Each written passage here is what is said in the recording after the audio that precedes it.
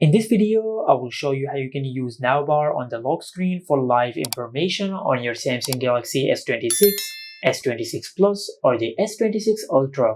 Now to do that, just go to Settings, and under Settings just scroll down and tap on Lock Screen and AOD. From here, just tap on navbar, and on this page, just tap on See All. And after you do that, you will open the live notification section, and over here you will find all the live notification features for navbar.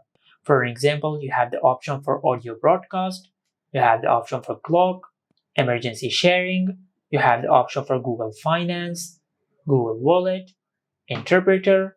You also have the option for media player. For example, if you're playing some music on your smartphone, you will be able to find the media player on your navbar. And finally, you have the option for sports from Google. Now to use the live information feature on navbar, just go to the lock screen. Now let's say if there is any sports event which you want to follow.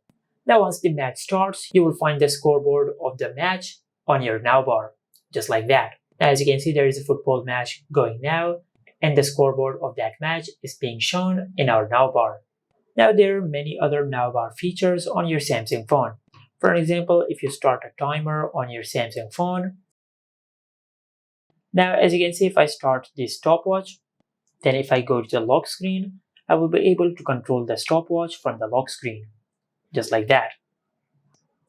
Now if you start voice recording or if you play some music, you will be able to find the controls of that tool in your navbar. And this is how you can use navbar on the lock screen of your Samsung Galaxy S26, S26 Plus or the S26 Ultra. Make sure to like, comment and subscribe. Thank you for watching.